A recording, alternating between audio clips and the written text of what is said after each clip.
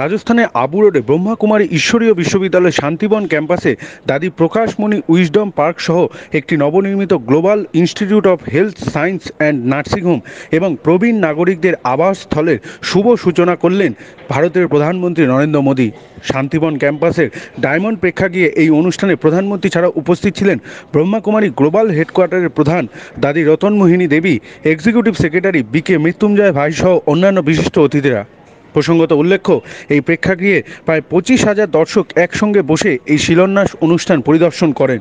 অনুষ্ঠানকে ঘিরে প্রধানমন্ত্রীর স্পেশাল প্রোটেকশন গ্রুপ এবং স্থানীয় প্রশাসনিক ও পুলিশ নিরাপত্তার তৎপরতাও ছিল চোখে পড়ার মতো।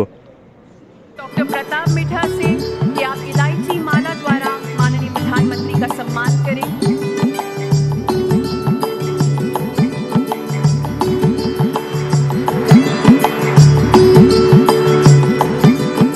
मैं निवेदन करती हूँ राजयोगी ब्रह्मा कुमार मृत्युंजय भाई जी से कि वो पगड़ी के द्वारा माननीय प्रधानमंत्री जी का सम्मान करें। मैं निवेदन करती हूँ राजयोगी ब्रह्मा कुमार मृत्युंजय भाई जी से कि वो पगड़ी के द्वारा माननीय प्रधानमंत्री जी का सम्मान करें।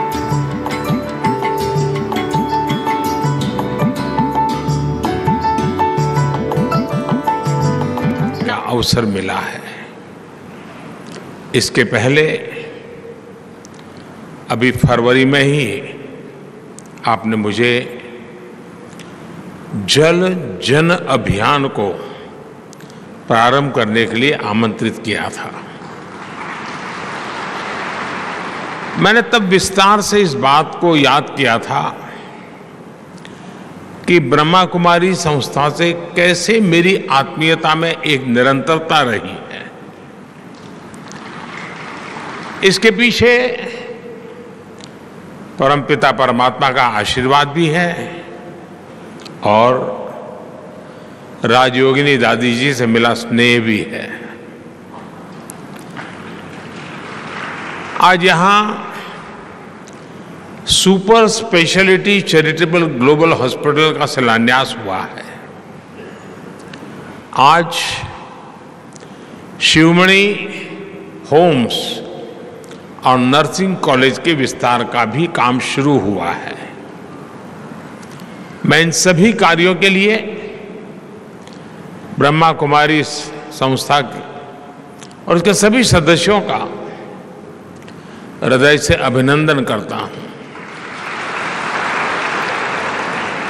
साथियों, आजादी के इस अमृत काल में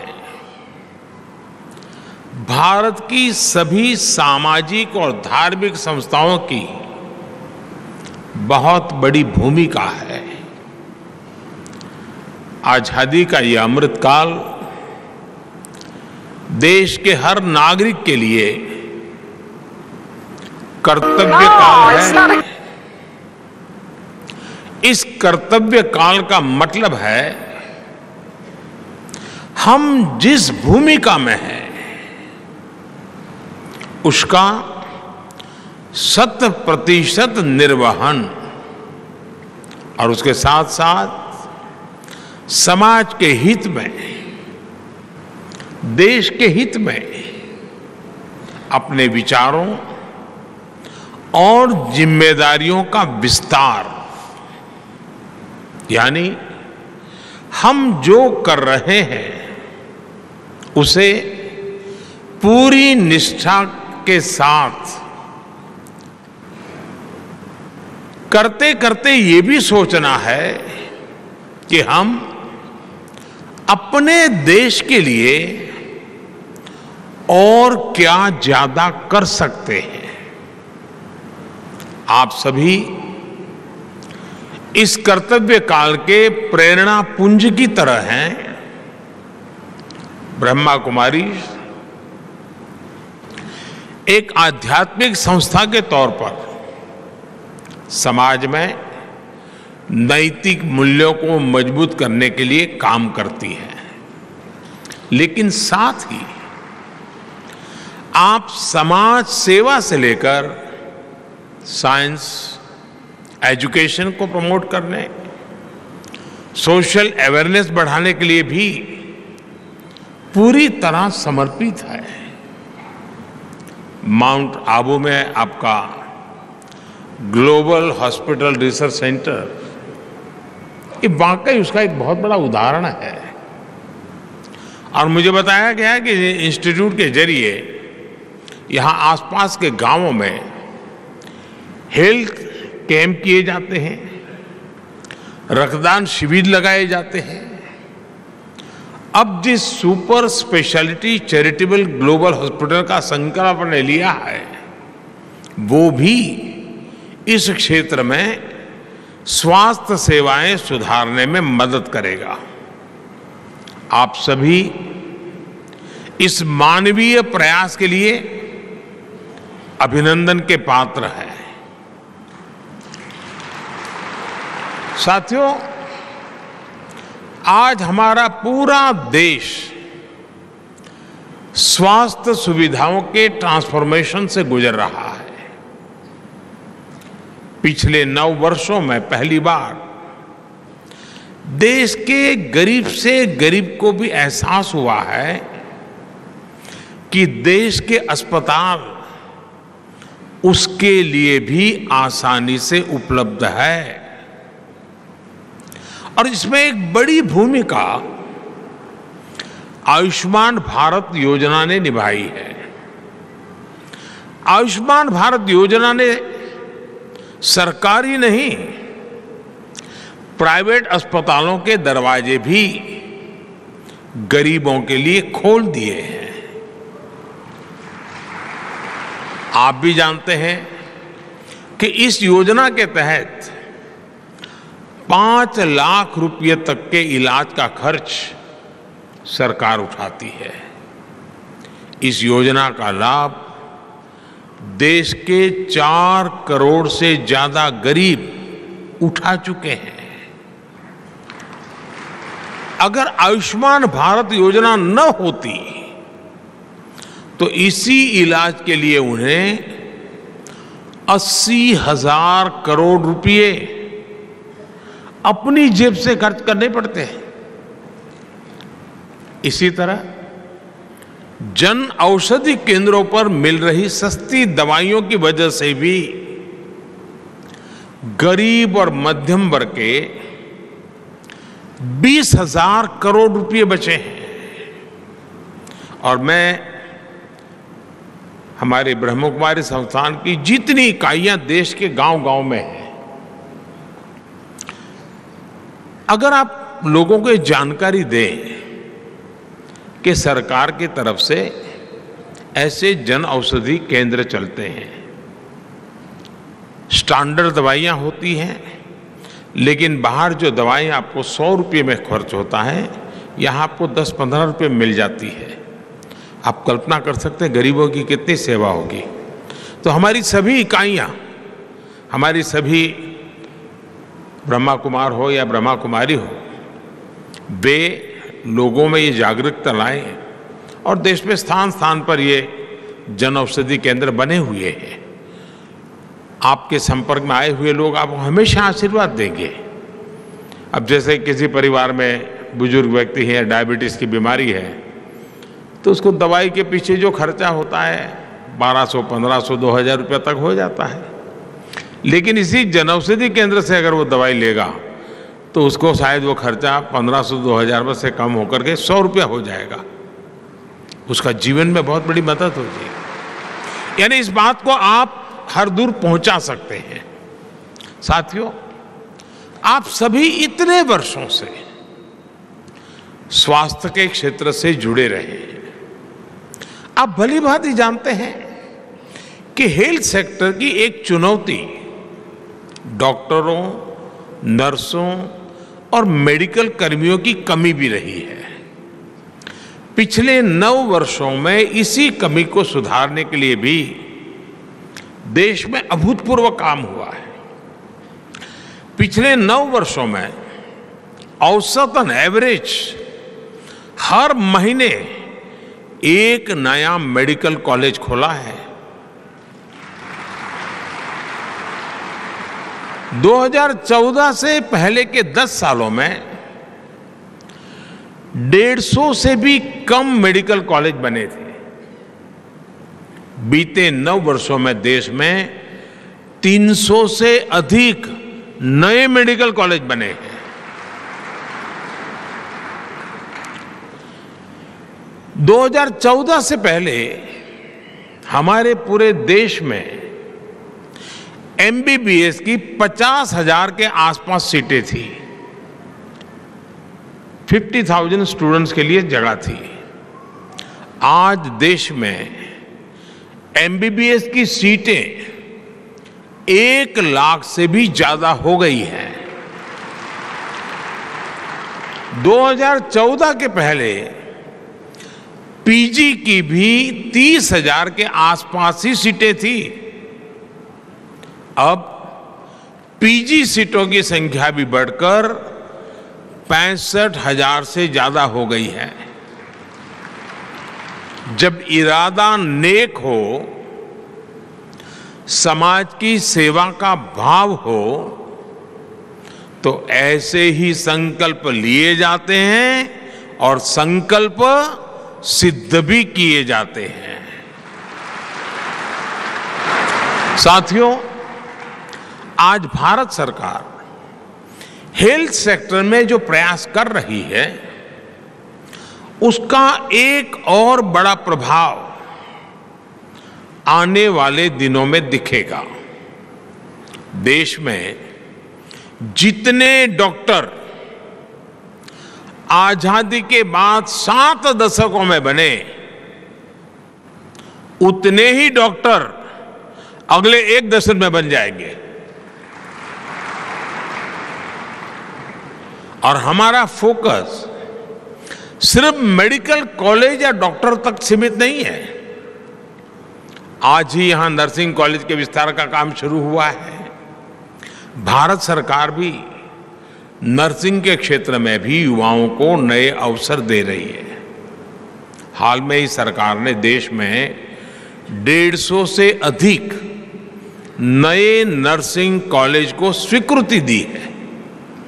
इस अभियान के तहत यहां राजस्थान में भी 20 से ज्यादा नए नर्सिंग कॉलेज बनेंगे।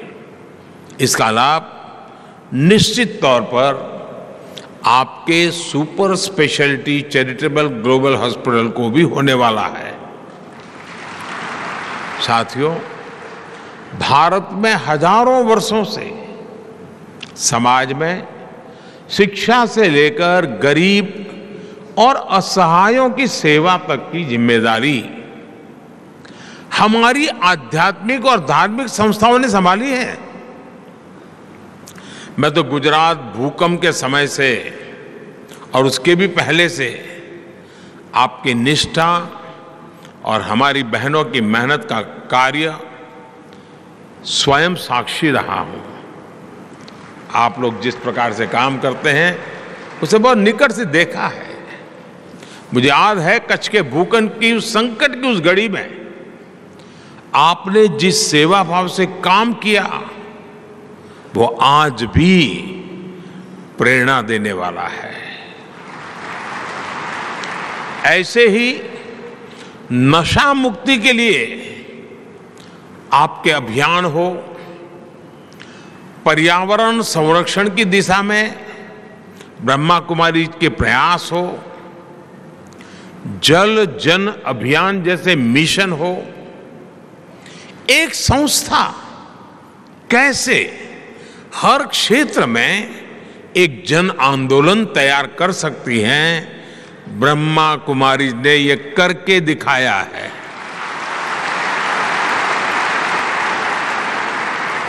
विशेष रूप से मैं जब भी आपके बीच आया हूं, मैंने देश के लिए आपसे जो अपेक्षाएं की हैं, उन्हें पूरा करने में आपने कभी भी कोई कमी नहीं छोड़ी है। आपने जिस तरह देश भर के आजादी के अमृत महोत्सव से जुड़े कार्यक्रम आयोजित किए, जब आपने पूरी दुनिया में योग शिविरों का आयोजन किया, जब दीदी जानकी जी स्वच्छ भारत अभियान की ब्रांड एम्बेसडर बनी, जब सभी बहनों ने स्वच्छ भारत की कमान संभाल ली, तो इससे कितने ही लोगों को देश के लिए काम करने की प्रेरणा मिली है। आपके ऐसे कार्यों ने ब्रह्मा कुमारी में मेरे विश्वास को और भी कई गुना कर दिया है। लेकिन आप जानते हैं कि जब विश्वास बढ़ता है तो अपेक्षाएं भी बढ़ती हैं, और इसलिए स्वाभाविक है कि आपके प्रति मेरी भी अपेक्षाएं जरा ज्यादा बढ़ गई है। आज भारत श्री अन्न यानी मिलेट्स को लेकर एक वैश्विक आंदोलन को आगे बढ़ा रहा है। आज देश में हम प्राकृतिक खेती जैसे अभियानों को आगे बढ़ा रहे हैं। हमें हमारी नदियों को स्वच्छ बनाना है, हमें भूजल का संरक्षण करना है। ये सारे विषय ऐसे हैं जो कहीं न कहीं हमारी हजारों वर्ष पुरानी संस्कृति और परंपराओं से जुड़ते हैं। इसलिए इन प्रयासों में आपका जितना ज्यादा सहयोग मिलेगा, उतनी ही देश की सेवा और अधिक व्यापक होगी। मुझे आशा है राष्ट्र निर्माण से जुड़े नए विषयों को ब्रह्मा कुमारी इनोवेटिव तरीके से आगे बढ़ाएगी। एक विकसित भारत के निर्माण के जरिए हम विश्व के लिए सर्वे भवन्तु सुखिनः के मंत्र को साक्षात करेंगे। और आप जानते हैं, अभी यहाँ G20 समिट की बात हुई। हम G20 समिट में भी दुनिया के सामने, दुनिया जब विमेन डेवलपमेंट की बात करती है, हम G20 में दुनिया के सामने विमेन लेड डेवलपमेंट की तरफ ले जा रहे हैं। महिलाओं की अगुवाई में विकास, उस दिशा में हम काम कर रहे हैं। मुझे पूरा विश्वास है कि आप सबके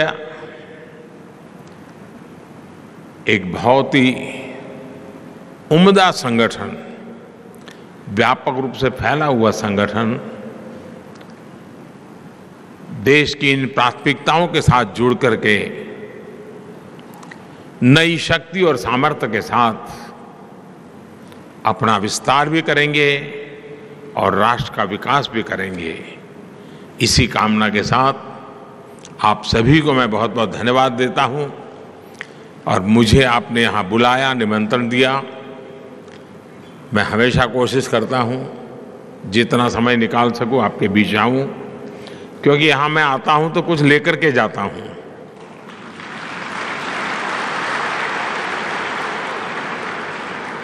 चाहे वो आशीर्वाद हो, प्रेरणा हो, ऊर्जा हो, जो मुझे देश के लिए काम करने के लिए दौड़ाती है, नई शक्ति देती है। तो मुझे यहाँ आने का अवसर दिया, इसलिए मैं आपका आभारी व्यक्त करता हूँ। ओम शांति।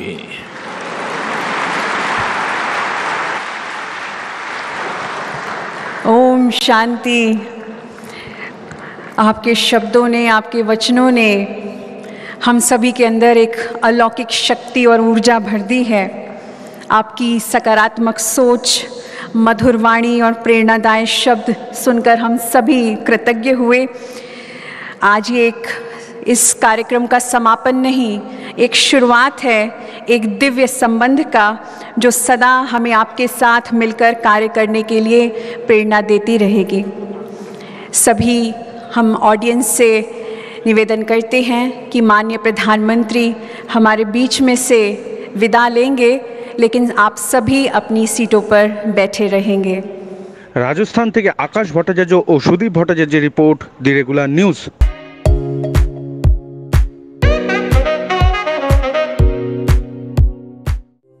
পুজো বা বিয়ে বাড়ি যে কোনো অনুষ্ঠানে কেনাকাটার একটাই নাম, কাঁচাপাড়া থানার মোড়ের মিমিস কালেকশন। ছোট বড় সকলের পছন্দের কুর্তি থেকে শাড়ি, আর সঙ্গে থাকছে হ্যান্ডমেড এবং ফ্যাশনেবল জুয়েলারি। আর দেরি নয় বন্ধুরা, এক্ষুনি চলে এসো মিমিস কালেকশনে। আমাদের ফোন নাম্বার 9051463377। আবারও বলে দিই 9051463377। চট করে চলে এসো বন্ধুরা।